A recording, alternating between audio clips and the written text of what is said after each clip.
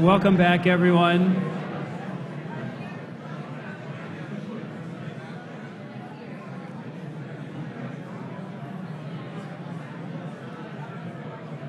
Could I have everybody's attention, please? Welcome back to our morning session. I was once told that the better known a person is, the shorter their intro is. Everyone knows President Reif. Of all the intros I've done this weekend, his, however, happens to be the longest. I did not prepare it. I was told his office prepared it, but it's a good one. Rafael Reif has served as the 17th president of MIT since July 2012. Before taking on the presidency, Dr. Reif served for 7 years as MIT's provost. In that role, he helped create and implement the strategy that allowed MIT to weather the global financial crisis, drove the growth of MIT's global strategy, promoted a major faculty-led effort to address challenges around race and diversity, and helped launch the Institute for Medical Engineering and Sciences. In the last 10 days, he plans to create an innovation initiative at MIT, and the White House appointed him to co-chair the steering committee of the next phase of the Advanced Manufacturing Partnership, AMP2. It must have been named because he's an electrical engineering professor, AMP. As provost and now president, Dr. Reif has spearheaded development of the Institute's latest experiment in online learning, MITx and edX. Since its launch 17 months ago, edX has engaged 1.25 million students from 196 countries. You may have seen the remarkable recent story in the New York Times Magazine, The Boy Genius from Ulaanbaatar. It features a 16-year-old from Mongolia who achieved a perfect score on the edX version of our Circuits and Electronics course 6002X, and who is enrolled in the freshman class this year. This audience of MIT graduates will be proud to know that he encountered this online course thanks to the principal of his school, the first Mongolian ever to graduate from MIT in the class of 2009. Today, President Reif will talk about his plans for the future in the context of the coming campaign. Please welcome Rafael Reif. Thank you very much, John. Thank you.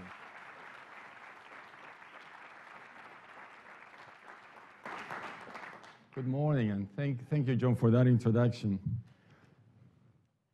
Just let me take a moment to enjoy this view.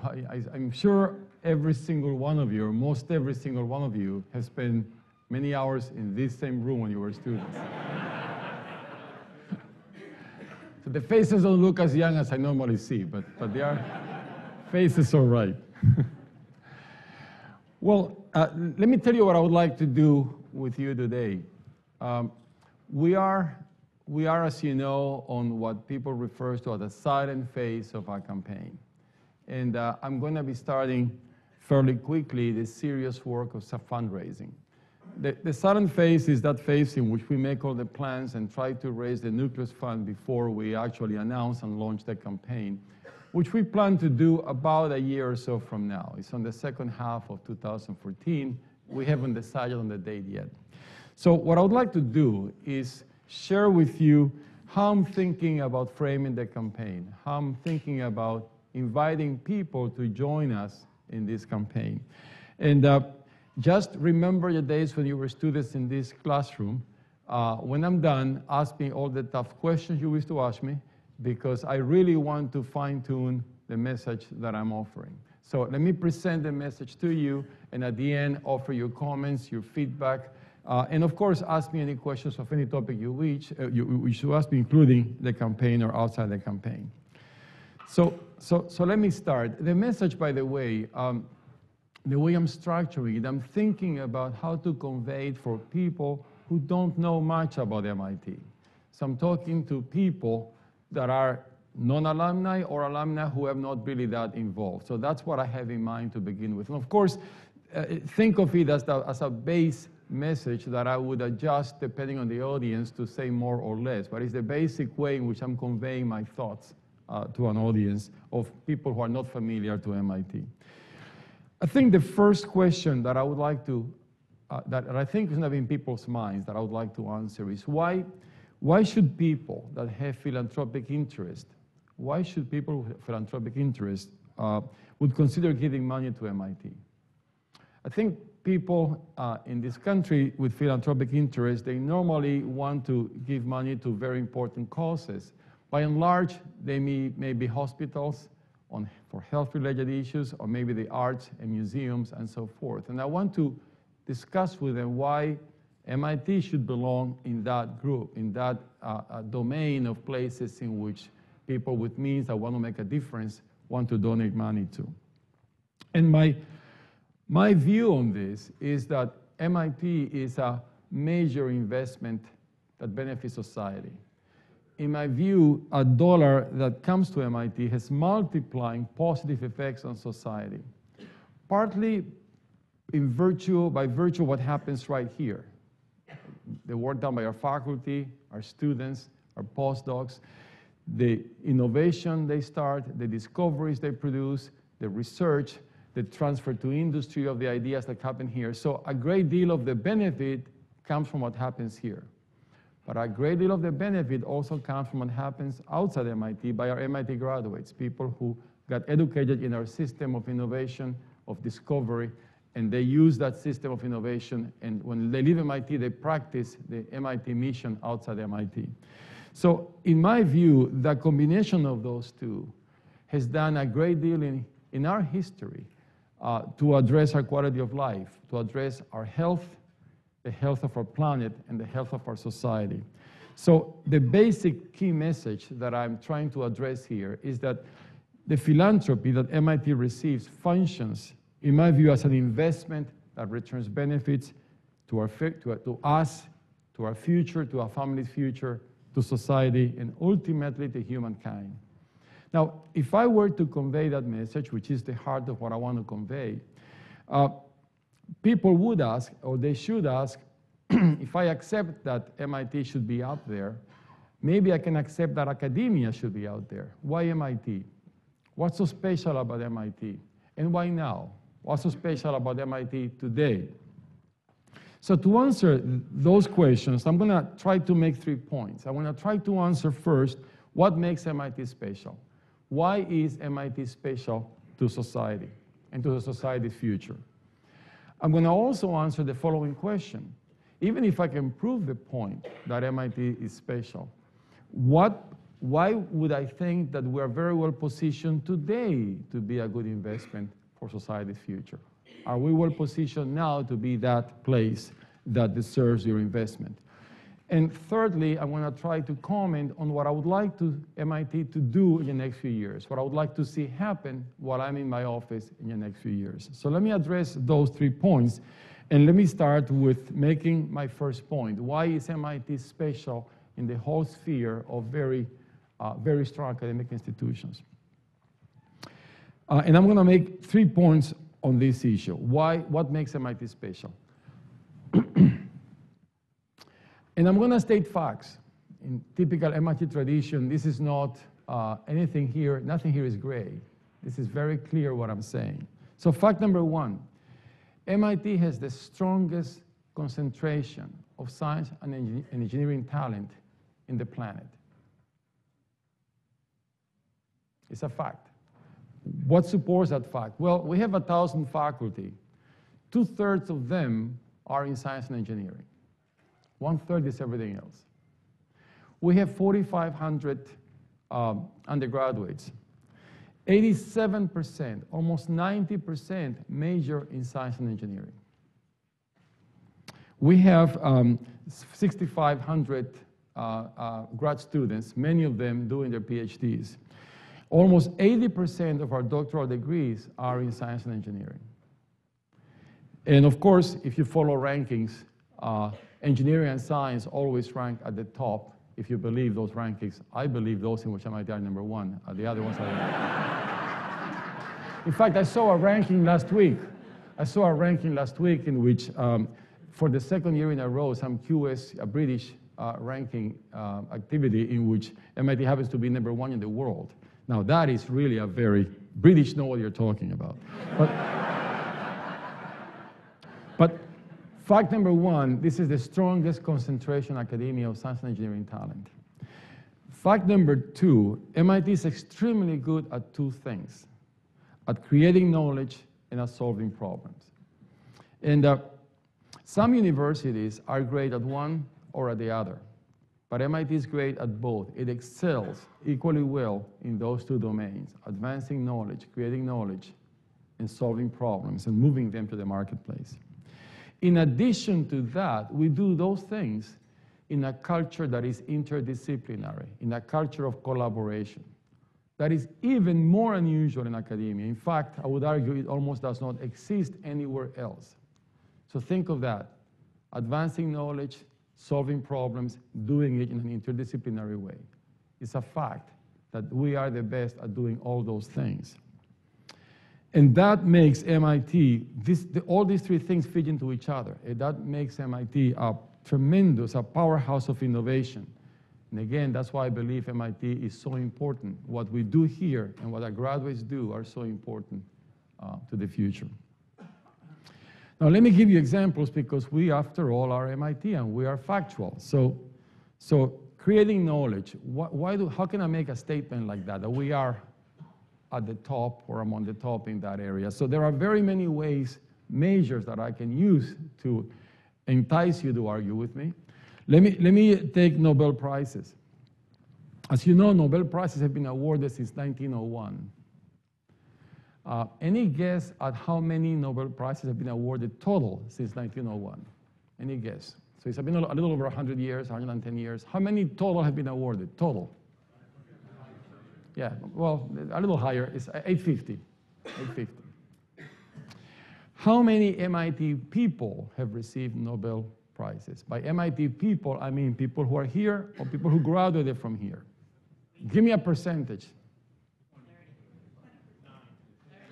Well, 80 MIT people have been awarded Nobel Prizes. So almost 10% of all of them have come from this place, either right here or graduates of MIT. And let me give you another piece of important, amazing statistics. We had a very late start. The first Nobel Prize at MIT was awarded in 1944. Why the delay? Well, you know, we were, at the time, just a geeky engineering school. We didn't have much science. I mean, the big science came into MIT in the late 30s, mid to the late 30s. And MIT became the place that we know today with a combination of science and engineering.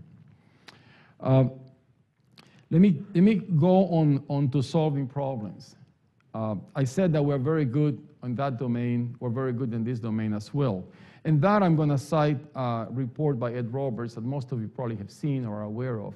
This report is 10 years old. Ed tells me that he's starting a new survey and will come up with a new report a year from now or so. But back in 2001, leaving MIT alumni have founded 26,000 companies.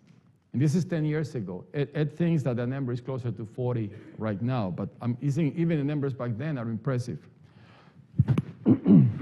Those companies created 3.3 million jobs and had $2 trillion in global revenues, again, back in 2001. And that is equivalent to about the 11th economy in the world. That was 2001. 7,000 of those companies are here in Massachusetts. 4,000 of those companies are where? No, well, actually, I should have, that's the wrong way to ask the question. It's a bad professor. Sorry about that. 7,000 in Massachusetts. Outside Massachusetts, we have 4,000 of them in California. So yes, most of the companies in Massachusetts are actually, in Kendall Square, it's about 600 of those. But I was just actually thinking about outside Massachusetts. And in a typical year, 20 to 25 companies get started using MIT IP. In a typical year. Of course, MIT graduates start many more than that. I'm talking about those coming out of this place, with MIT IP. In those two categories, MIT is at the top or near the top, in those two categories. And the third point that makes MIT special, and this is really very MIT special, if I haven't said anything enough on being MIT special before, if you talk to our students, if you talk to our faculty, you will hear, and I'm sure you've done that what drives them is to do good for the world. They live the mission statement of work for the betterment of humankind. I challenge you to go to any other campus in America and see whether you can find that kind of commitment to work for the betterment of humankind. So that is my first point. That's why MIT is unique, and that's why I think it ought to be out there together with hospitals and museums and anybody who cares about philanthropy and making a difference in the world. But let me address my second point. Is MIT positioned properly to be that major force for the good for the future? How is MIT positioned today? Well, right now, MIT is, when it comes to education, on the front lines of a revolution in education. Well, we started with the digital education domain somewhat 10 years ago, a little over 10 years ago with OCW, but more recently with MITx and X, it's making a huge, huge difference. We are at the frontier of digital learning, and we are basically reinventing college education. And we're doing it right here and right now. And I really believe that what we're seeing right now and the impact of digital learning tools is probably the most important thing that may have happened in education since the printing press. A few months ago, some people wanted me to attend. I was just in a conversation with some individuals, and I was expressing my ideas on this and the angle in which I saw things. And there was some interest that I go and give some speeches on this. I really didn't have the time. So they asked me whether I would write a piece on that, which appeared in the Times magazine this week. And this is just a summary, I was given 1,200 words. For a non-speaking English native to come up with 1,200 words that make sense, that was hard. But it's there. I think it's a good piece and summarizes a lot of our views. But beyond that, in just about any area that is important today, MIT is pioneering. Whether you talk or think about biotech, nanotech, big data, energy, you name it, we're there. We're making the discoveries. We're not only making the discoveries, we're inventing the tools. We're shaping the policy. A great deal of that has happened for an energy initiative. We're driving the innovation, and we are fostering entrepreneurship.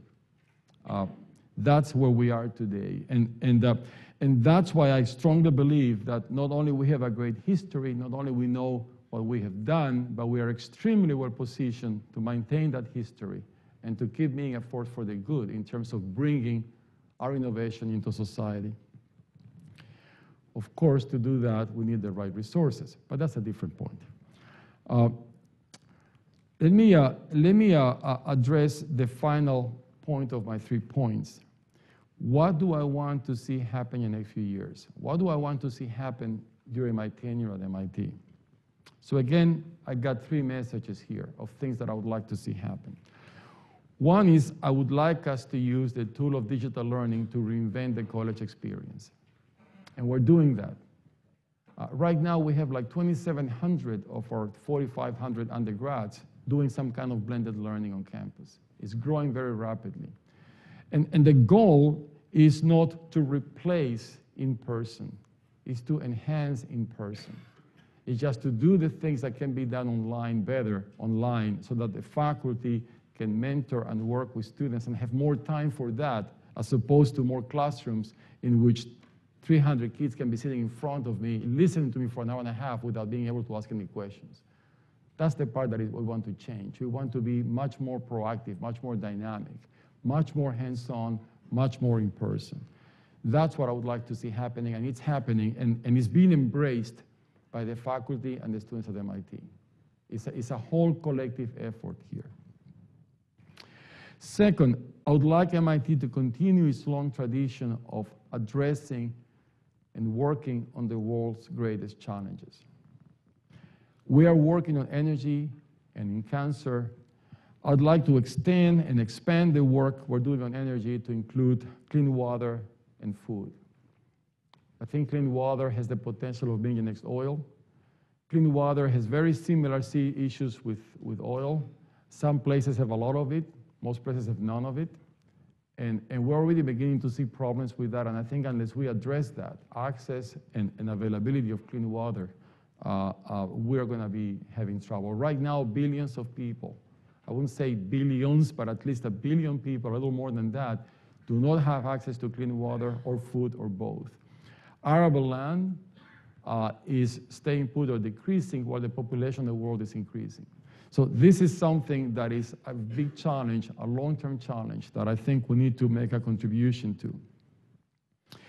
I also want us to expand our work on cancer to include work on health.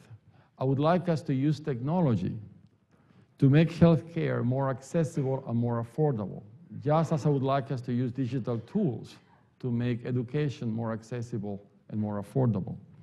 And to me, that is almost like a low-hanging fruit. If you walk the corridors of MIT, you're going to see a tremendous amount of research that is connecting technology with medical issues. I would like to formalize that and have an umbrella in which more of that can be done here and more of that can move out of MIT into, I wouldn't call that the marketplace, but into the bedside. And third, another area in which I would like us to exploit or do more of it, and John mentioned that in his brief introduction, in his long introduction actually, I would like to liberate the human potential for innovation. I think we are doing some of that at MIT, but it's not nearly enough. And innovation means many things to many people, but let me address one angle of many that I would like us to focus. Thanks to digital learning, more people will have access to content and instruction and education. But in many parts of the world, I mean, in a place like America that is fairly developed, education means access to jobs or means access to increasing your job, your job activity. Have a better job within your operation or with another company, but have a better job. In America, that is synonymous. One connects with the other. In many parts of the world, even if we make education available, like this kid from Mongolia who ended up at MIT, but if he were to stay there, in many places there are no jobs. So what do you do with the education you can get? Yes, in many parts we're going to help, but in many parts there are no jobs. And I think we need to figure out how to educate people into creating their own jobs, basically into innovating and becoming entrepreneurs for their own sake. And the world would be a much better place if we could accomplish that. And there are ideas in which we can do that using digital tools as well. So let me recap on what I've said so far very briefly. First, I want to persuade people with philanthropic interests that MIT is a good place to put their money in. And in my view, it's a great investment for society. It has multiplying effects from what happens here and what our graduates do outside MIT. I tried to make the point of why MIT is so special, and I mentioned about the science and technology intensive domain that we have. I mentioned about the cultural interdisciplinarity, and I mentioned about creating knowledge and solving problems, and our mission to work for the betterment of humankind. I talked about how MIT's position in history. I think we're extremely well positioned. We're pioneering in all the important domains, and we're driving education, which is our heart and soul. And I mentioned very quickly 3 goals that I would like us to attain: work on education, address the world's most important problems, and work on liberating the human potential for innovation. So that leads us to my final question is, okay, why do we need a campaign?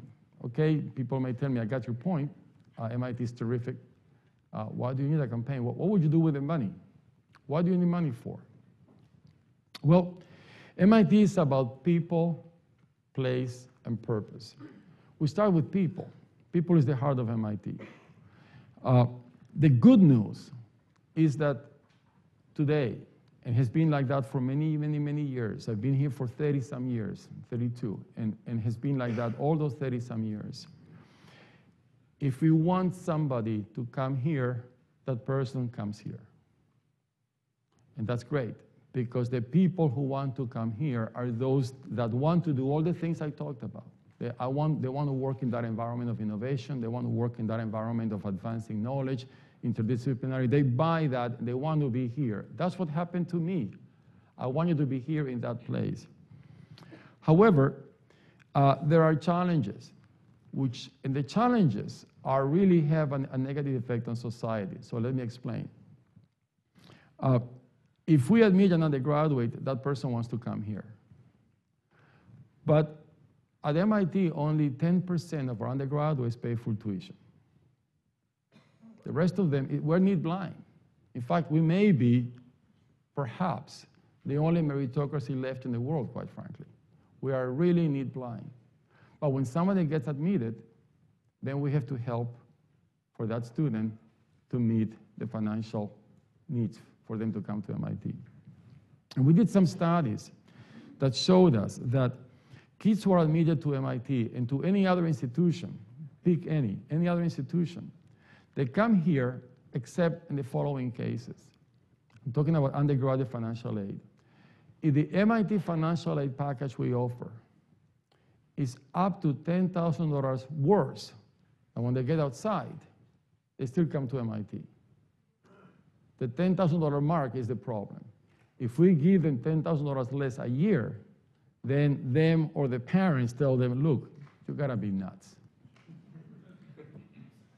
So we're losing kids in some areas when we have financial aid packages. Everything we do here is across the board. We don't target anything specific.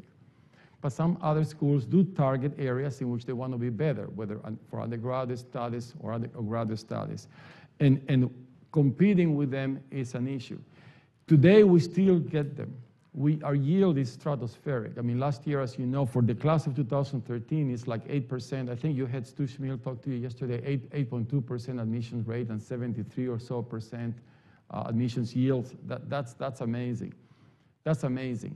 But we still have kids that want to be here, but we don't get the financial aid they need. Grad students is the same thing, fellowships. We only have a few fellowships by comparison. We offer one-year RAs, research assistant positions, or one-year TA assistant position, teaching assistants. In other places, the kids we want, the young men or women we want, they offer 3-year fellowships. Again, we still get them, but it's getting stressful. And faculty, what do we need for them? They want to be here, they want to come here, they want startup funds, they want money to get seated, to get going. And of course, chairs helps retain faculty that are here. Now, one thing that may be in the back of your mind is, look, you're so good, you get what you want, so why did you just, some of this top talent you want go somewhere else? What's the big deal? Well, I view this whole thing as a huge system. People who want to come here, people who want to collaborate, people who want to work in the interdisciplinary way, people who want to just work for the betterment of humankind. If they want to do that, this is the place they should be. Society benefits if they come here. If they go somewhere else, they have a good career because they are very talented. Society will not benefit as much as if they were to come here. So in my view, people who want to come here should be here. And we need the resources to make sure that we can attract them and retain them, because this is the place where they want to be. That's people. What about place? Well, talent wants to make a difference. Talent wants to work for the betterment of humankind. Talent wants facilities, laboratories that match their talent. Our facilities are aging in many areas, and we need to remodel them. We need to renovate them. So we need money for that as well. Look at the main group. The main group, I think, is, in my view, the essence of why MIT became the place it became. Because you know the main group very well. Just walk around and tell me, where is material science and engineering? Where is civil engineering? Where is mechanical? You walk around and you don't know when you left one room and when department started another one. It's all fluid. That's an architectural wonder that has made MIT the place it is. But in 3 years, it'll be 100 years old. And believe me, it shows. And people want to be here. They want to interact here. They love being here. But we got to work on those facilities, on those laboratories. That's place. And purpose, well, purpose are all the challenges we want to work on, whether it's education, whether it's water, whether it's energy, whether it's the environment. The list of dreams our faculty want to accomplish is terrific. The origin of life, you name it. I can make a long list of exciting things they want to do. I mentioned the ones that are super important worldwide in terms of, in my view, water, energy, cancer, health, food. But there is a lot of other things our faculty want to do, and we want to give them the resources to get them started. So that's my message. I think MIT is about the best investment society has ever made. I got to tell you something. Yesterday I had a meeting. There's a group of students who formed themselves into what they call themselves the Presidential Advisory Committee. Clearly, they know I need advice. And they started last year. Last year, they were called the Presidential Transition Advisory Committee. So they advise you for a year. They select themselves 4 graduate students, 4 undergraduate students. We meet once a month, and we spend an hour. We talk all sorts of things. And last year was terrific, so they asked me whether I would be willing to do it again, and absolutely. So I had them again, and yesterday was my first meeting of this new academic year. And the conversation was very, very good, as it always is. But I had to leave. I had to go and attend a group of alumni, some of you, to say a few words. And but they couldn't believe that I had something more important to do than be with them. So meeting is over. I gotta go. And I said, where are you going? Well, I have to meet some alumni that are the ones that make it possible for you to be here. I figured that may work, and they let me go. So, and it did.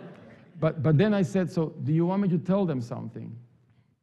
And they said to me, yes, tell them that MIT is a gift to the world. This is what these kids told me yesterday. So I want to tell you thank you. Thank you for allowing us to become the place that today's students still say MIT is a gift to the world. So thank you.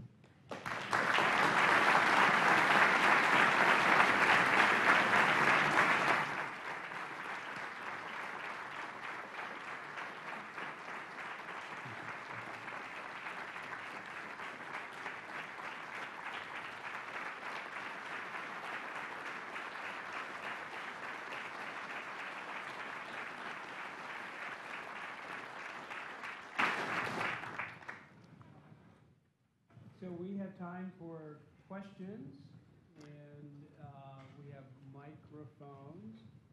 It's a little hard to see faces, but if you want to raise your hand. But let's make some rules here, John. Let's start with 3 or 4 softballs, just easy questions. Let me get you the hang of it, just some easy ones. And if you don't have easy questions, don't raise your hands yet.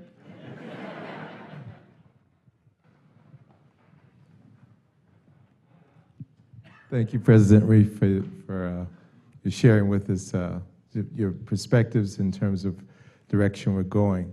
One of the questions I wonder is, and this is more speaking as faculty perspective in addition to President, what are some of the things that you may hear in the conversation that you have around the Institute now from the, and I guess maybe I would characterize it as concerns or apprehensions that faculty may have looking at the context of the way education is being done, and from a global perspective, the impact that's unfolding that we're seeing now, not only at the institutional level of our colleges, but that feeder system that's coming from the primary through the higher education. What are some of the things that you see there as it relates to the planning that you're looking at for MIT? Excellent question. So I think there are very many answers that I can offer. Let me just offer one important one. One concern is that we need to. MIT is extremely fortunate because we do, with 18,000 applicants plus a year and 1,000 that are enrolled, or 1,100, we just don't have any problem getting significant students here. But that is not true with the nation as a whole, mostly because the pipeline is not that strong, mostly because the education is not that strong. We're also very fortunate with our graduate students because we get the best of the world. I mean, a little over 40% of our grad students are foreign born. I was one. I wasn't that good, but I was one. So our faculty feel an obligation to do something beyond what we do in college. And the question is, what role can they play? And one thing that we are exploring very seriously is using our digital learning approach, using MITx and edX, to see whether we can penetrate into the high school area. But it would be just the last few years of high school with AP-like courses to try to. There are many, many high schools in the nation with extremely talented students, like that kid from Mongolia. And what AP? He didn't have any AP. He just was smart. And we have kids like that. But if we don't challenge them, colleges don't know how good they are. They look into the high schools that have the AP, and if you excel there, then you go on the safe side. You don't place a bet on a high school graduate that doesn't have AP and so forth. We're going to try to beef that up. But much more has to be done, and we have to participate in the conversation to increase the K-12 pipeline of education in this country. So there are several angles in which I can address your question, but let me just pick that one, because I think for the nation as a whole, not so much for MIT, for the nation, that's a very important question. Please. Oh, John, you run the show here. Let's see. The response of the audience, I think, is a strong indication that your message resonates with this group and will most likely resonate with a larger group as well. What role do you see for the Alumni Association, its volunteers, and its staff in the upcoming campaign? The most important role that I see is help us with this message. I think what I find incredible, to me, I'm not saying anything new. I mean, MIT has always been working on important problems. We have always been doing things that helps humankind. People come out of here and do incredible things. And yet people don't seem to know that. A little club of MIT graduates, the little MIT nation, the 11th largest economy in the world, know that. But the rest of them don't. And of course, I live here, so I think, of course, everybody knows about it, but they don't. I think we're thinking on a campaign goal that will be anywhere from $4 to $5 billion, something in that domain. We haven't zeroed in on that figure. But I would be surprised if it would be less than 4. I would be very surprised if it's going to be more than 5. But that figure for an alumni base of 125,000 is still a figure to reckon with. It's a big number, but that's kind of what we need. And I don't think we'll be able to raise that kind of money on the shoulders of our alumni alone. So we need to have our alumni helping us, but help spread the message for MIT to be better known, so that we can work and bring other people to the MIT family to realize that it's not just a loyalty issue, that you want to give money back so that MIT could be the same, so that the value of your diploma becomes very strong, and that kind of stuff, which is important. Is really what I believe strongly on. This is a good place for the world. This is a good place for humankind, and supporting it benefits everybody. So If you believe in that message, I believe in that message. I've believed it for 30-some years. If you believe in it, help us share it, because we need other people to recognize MIT not just for another great institution full of smart people. MIT is unreachable. When you talk to people outside the MIT network and you mention MIT, they think of this unreachable place filled of very smart people who don't understand anything about anything. I mean, unfortunately, it's the truth. So what they think, that is not the truth, but the perception, that's what they think. How do we break that? We need to start working on that. And this campaign is a great opportunity, not just for us to raise the money we need, but for us to share with the world the real value we bring to the world. Just microphone here, please.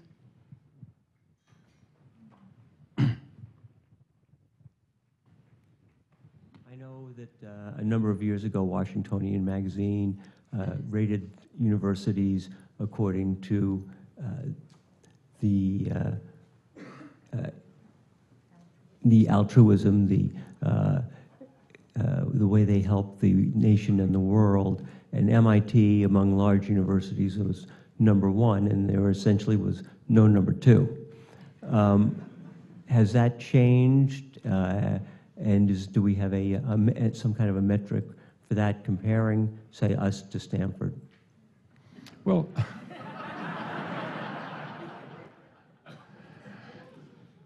don't ask me a question to compare. I mean, I got my PhD at Stanford. Maybe somebody else can answer that question. I think, let me just, for those who know both institutions, let me just say this much. Let me forget Stanford for a moment. Let me say something about Harvard. That's easier for me.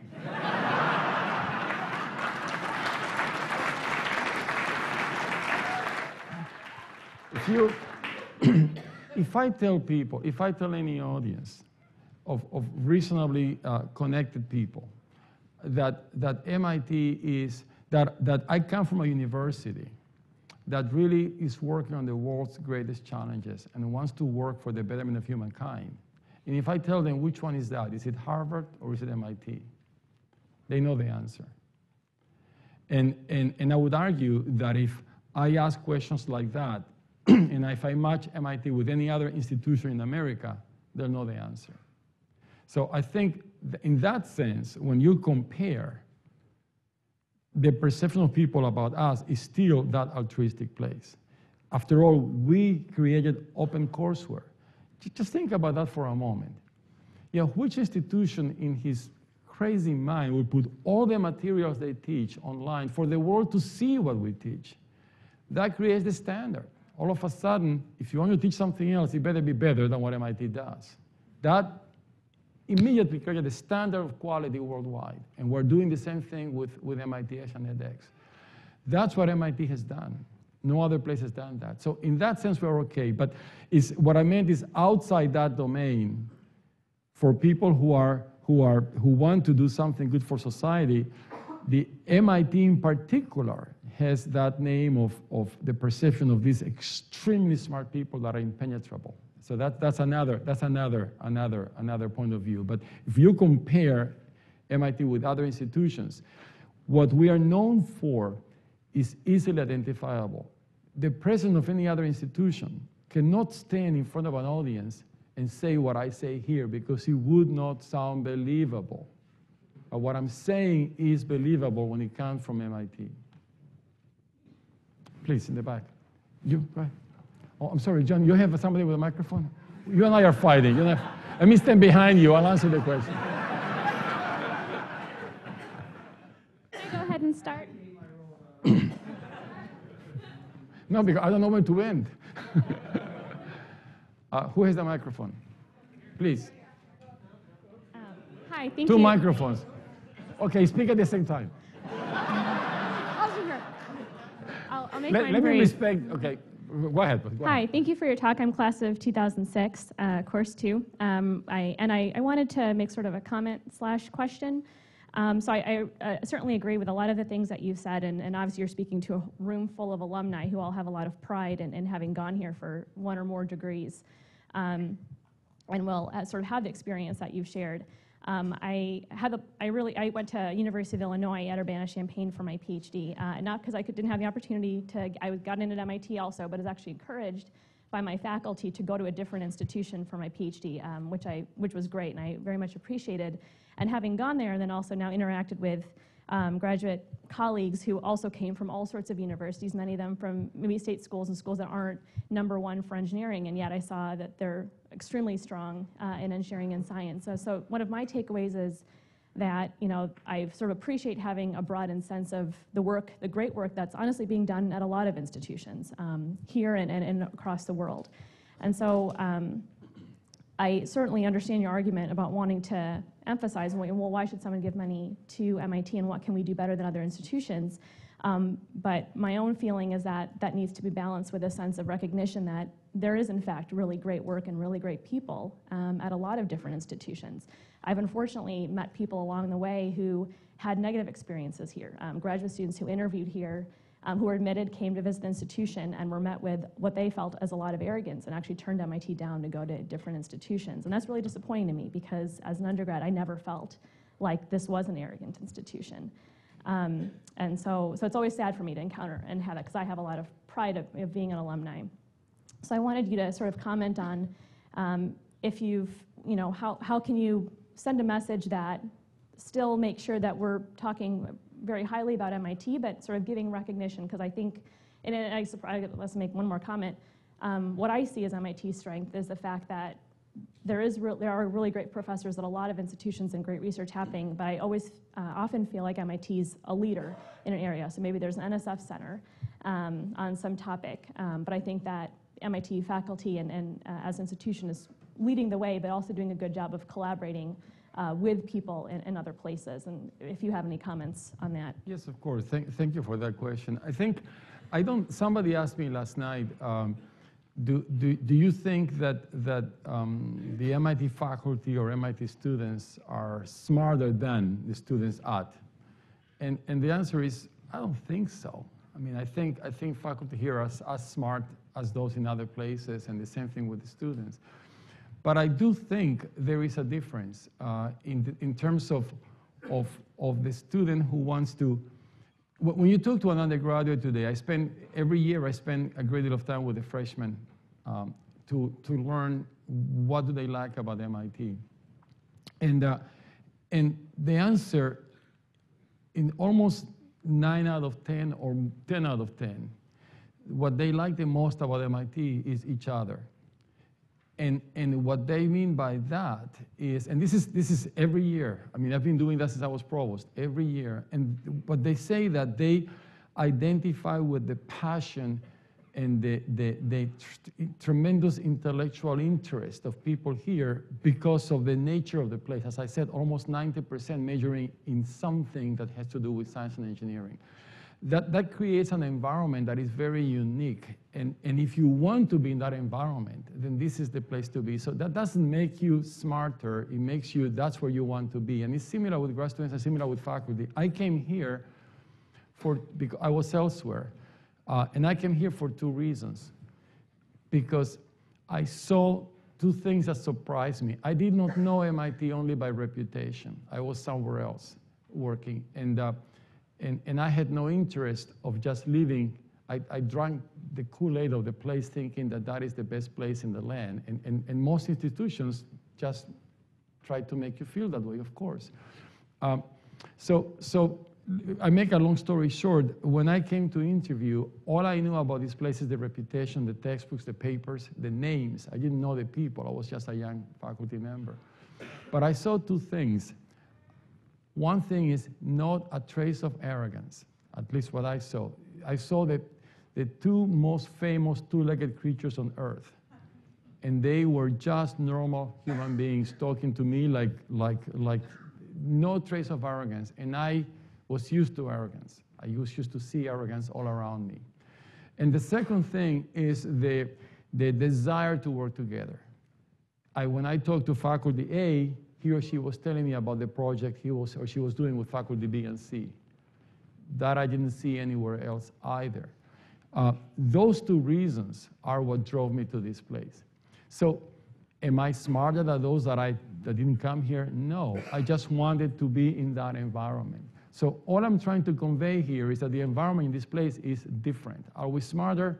No, but we are doing things in a different way, and that really makes us unique. And in fact, this is, I do have conversations like this with other college presidents. And I know Illinois Urbana very well, by the way. They recognize that as well. So all I'm doing by speaking up about it is telling them, if you want to be like us, be like us. It's not about diminishing them. It's just saying this is the way we do things, and other institutions believe on their way of doing things. So that's my answer to that, and I'll be more than happy to engage some more if you disagree with me. Okay, thank you. Hi, I represent the 15% that did not do science and engineering here, and as strong as your messaging is around that, I didn't hear a lot in it for me. And I think that one of the strengths of the non-science and engineering programs here is that they are here, and that the engineering and science programs are the better because those other programs are here. So I would hope that as you keep refining your message, you find ways to be talking about all of the schools. And when you talk about interdisciplinary efforts, that you talk about things that are cutting across the programs and bringing the non-science and the non-engineering into that conversation.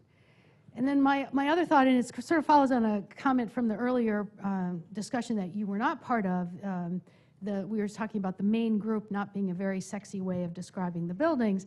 And I would say also renovation is not a very good way to talk about it, and because that really sounds like deferred maintenance. And I think we're all seeing plenty of that, like the ladies' room at the student center are overdue, you know. So I think the language has to be around transformation and looking forward to a new century, and not talking about that work as renovation. So let me, I see that if John's standing up and I see it's close to noon, this probably was the last question. But let me answer, okay, let me answer this one. So I do need a better word to describe what I want to see happen in the main group. I call it renovation because I can't find anything more precise, and it is deferred maintenance. We just haven't done the job we should have done. I don't want to call it a transformation because I want the main group to stay as is, basically. I mean, I want to increase the facilities, but the intercommunication that we have here, I don't want to lose it. So I don't want to transform that. I think that is the foundation of how we grew to become what we are, I believe. Now, on the first point, that is very important to me. So there is another initiative that I want to do that I have not figured out how to articulate it yet. So I'll give it a shot with all of you right now because of your question. I had a paragraph on that on my inaugural speech. And I spent so much time on that paragraph that I couldn't find a way to connect what I wanted to say well, and I just exited out completely. But this is the sense of what I want to do here. Even those who are not in science and engineering are here because they want this, they like this environment too. And there is a beautiful convergence we have here in a few pockets of MIT, but not all across the board, but I see it happening, which is a convergence between technology, design, and humanities. And design is not just a design being the shape of a thing or a product. It could be even the software design to make any product user-friendly. That convergence is something that I think we are very uniquely positioned to do something about. And I can't figure out how to articulate what that is and where to place it at MIT, in which school.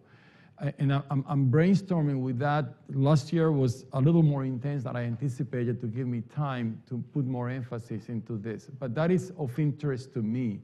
And if that speaks to you, I would like to hear your views on that.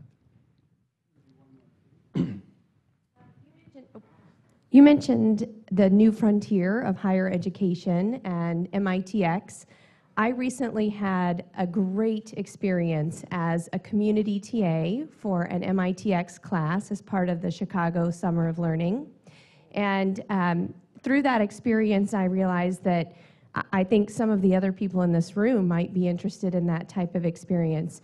Can you speak to opportunities that alumni might have in participating in MITx and the new frontier of education? Boy, do you all endorse that question? By the way, that was a fantastic experiment. I hope we do it again and we do more. I was in a meeting in Chicago. I think it was February. It was February this year, and somebody introduced me to Rahm Emanuel. So we chatted, and he heard something about, he didn't remember what X it was, but something about digital stuff and MIT, and I explained it to him, and I said, I want that to happen in Chicago. And so we talked a couple more times, and then boom, the man acts very quickly, and then this thing happened in the summer. I was actually concerned that it would happen in Chicago before than Boston. That could get me a little bit in trouble, and then in Cambridge. So that was a little bit of a maneuver, but it worked, and it worked extremely well. I hope we can do it and enlarge it. There are many ideas here. I think one key idea is how to engage the alumni network we have, almost in participating in grading. Because that is there is a lot you can do with algorithms to grade, but there is a little bit extra that we can do with alumni who understand the material, are willing to help us. We are doing experiments on that. In some of our CS subjects, we're using alumni to help grading. So there are some programming exercises, and the instructor just takes parts of the code and ships it to alumni who offer to help, and they grade that part. So we are beginning to do some experiments, and as we fine-tune them, we don't want to have too many guinea pigs here that we don't control, but we're going to ask for volunteers to help us. So that's the low-hanging fruit of help that I think would be extremely helpful to the whole operation if you want to just give us a few hours a month of your time. Thank you, President Reif. Thank you. Thank you.